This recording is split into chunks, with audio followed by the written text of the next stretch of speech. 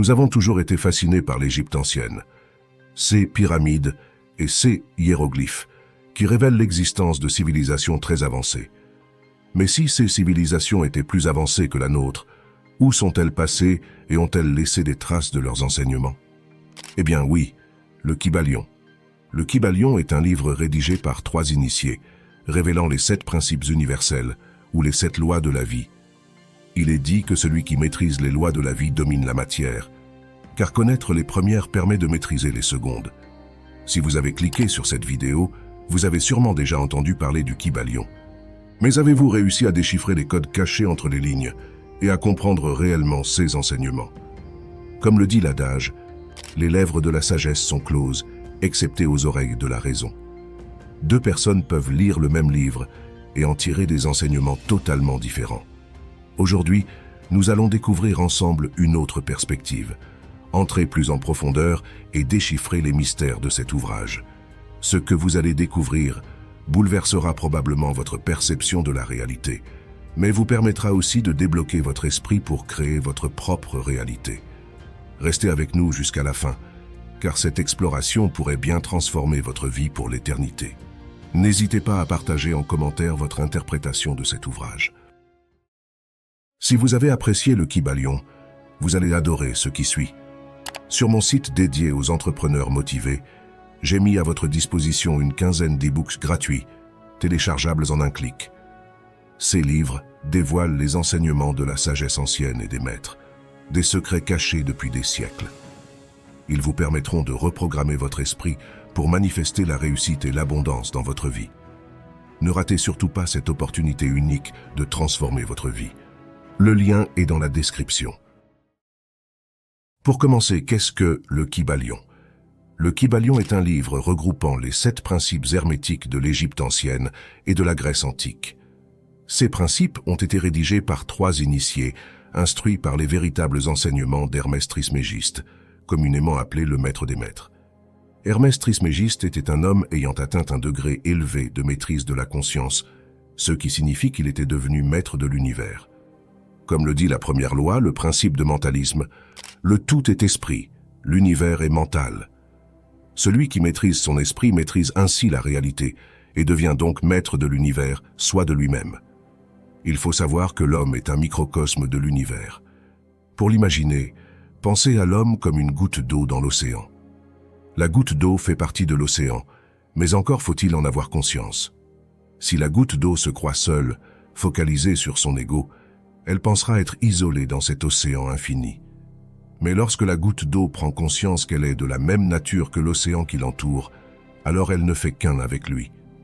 C'est ainsi que l'homme peut parvenir à devenir maître de lui-même, en prenant conscience de sa véritable nature. Les miracles ou autres phénomènes qualifiés autrefois de surnaturels n'en sont rien. Il s'agit simplement de reprendre conscience de la véritable nature de l'homme. Comprenons donc cette phrase. L'homme est un microcosme de l'univers. Autrefois, nous pensions que l'homme était un être matériel, car nous pensions que ce qu'on appelle « moi » était la conscience, située et piégée dans le cerveau. Aujourd'hui, nous savons que la conscience est ce qui crée la structure atomique du cerveau et du corps, au sein d'elle-même. La science sait que les différents états de la matière ne sont que des différents états de l'énergie. Les atomes, qui sont les briques élémentaires de tout dans l'univers, sont constitués d'électrons gravitant autour d'un noyau central. Les électrons, tout comme le noyau de l'atome, ne sont constitués que de grilles d'énergies oscillantes. Ainsi, la matière est en réalité de l'énergie vibrant à une fréquence basse, et le spirituel est de l'énergie vibrant à une fréquence plus élevée.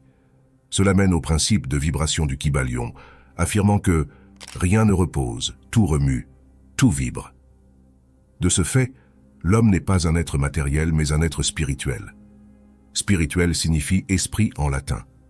L'homme est esprit. Comme l'a dit Jésus, Dieu est esprit. C'est par l'esprit que l'homme parvient à ne faire qu'un avec Dieu, avec le tout, avec l'univers. Il s'agit ici de se reconnecter à son véritable moi, de prendre conscience de sa véritable nature. Pour mieux comprendre comment la conscience peut créer le corps, prenons l'exemple des rêves. Lorsque nous rêvons, nous voyons que nous créons notre corps et que la réalité extérieure, ainsi que les gens et l'environnement dans lesquels nous nous déplaçons, sont créés par notre conscience. Avant de devenir lucide dans un rêve, nous pouvons croire que nous sommes piégés dans un environnement incontrôlable, comme dans un cauchemar. Pourtant, lorsque nous devenons lucides dans un rêve, nous prenons le contrôle. Maintenant que vous comprenez que la conscience crée l'apparence du cerveau, vous savez que lorsque vous rêvez, vous n'êtes pas dans votre cerveau. C'est simplement votre conscience qui devient universelle. Le fait de rétracter notre conscience pendant la journée à cause des émotions telles que la peur ou l'anxiété épuise notre conscience et la nuit, elle devient donc universelle. Mais nous ne sommes pas lucides, d'où l'impression de ne pas rêver ou de ne pas être conscients dans nos rêves.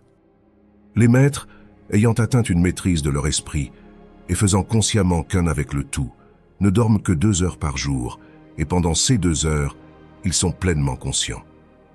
Pour parvenir au même résultat, il faut prendre conscience de cette unité avec le tout.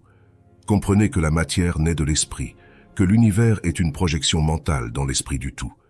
Et vous êtes le tout. Comme le disait Jésus, « Mon Père et moi ne faisons qu'un ». La phrase la plus importante, tirée du livre 13 leçons dans la vie des maîtres de Baird T. Spalding, est celle de Jésus affirmant « Je suis Dieu ». Dieu signifie l'unité entre la vie, la substance universelle et l'intelligence, et le « je suis » permet à l'homme de s'unir à cette source. La phrase « je suis Dieu » permet donc à l'homme de prendre conscience de son unité avec Dieu, de son unité indissoluble avec le tout.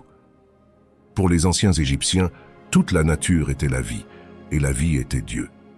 Ainsi, quiconque s'imprégnait et exprimait la nature devenait, par conséquent, sacerdote de l'Éternel. C'est ce que Jésus voulait dire lorsqu'il a dit « J'accomplis la volonté de mon Père qui est aux cieux ». La volonté de mon Père désigne le principe universel qui est l'amour. L'amour est sans aucun doute l'émotion la plus élevée qui soit dans l'univers, le plus haut degré de vibration de l'être. Un être qui vibre à cette fréquence s'unit automatiquement à la source, au tout. L'amour est l'énergie qui unifie tout, et comme mentionné précédemment, le but est de prendre conscience de son unité avec le tout. Et c'est par l'amour que cette unité s'atteint. C'est grâce à cela que les maîtres parviennent à se déplacer à travers l'espace-temps, à transcender les limites matérielles et à vivre éternellement. Ils se sont affranchis de leurs limitations et ont remplacé la peur par l'amour. Automatiquement, le corps en est transformé, puisque le corps est le symbole de l'esprit. La phrase clé du Kybalion à ce sujet est « La vraie transmutation hermétique est un art mental ». L'esprit est ce qui structure atomiquement le corps. Nous avons vu précédemment que le corps est constitué d'atomes, et que ces atomes sont eux-mêmes constitués d'énergie, tout comme notre conscience. Ainsi, la structure atomique de notre corps dépend de la fréquence à laquelle vibre notre esprit. Et notre esprit, notre conscience dans sa globalité, est bien plus que la simple pensée de l'homme. Pour parvenir à s'affranchir des limitations matérielles, il faut donc s'affranchir mentalement de nos limitations. D'où la phrase de Jésus « Derrière moi, limitation ». Il s'agit de laisser derrière soi toutes les limitations et d'exprimer pleinement son idéal. Il ne suffit pas simplement de ressentir une émotion d'amour 15 minutes par jour pour devenir un maître, mais de parvenir à devenir amour pur. Tout notre être doit vibrer à cette fréquence, toute notre conscience doit s'unifier.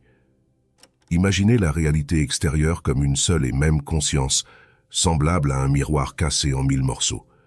L'objectif par l'amour est de réunifier ces bouts de miroir pour ne former que le miroir originel. C'est ainsi que l'on se réunifie consciemment avec le tout. C'est ainsi que les maîtres obtiennent le pouvoir des dieux.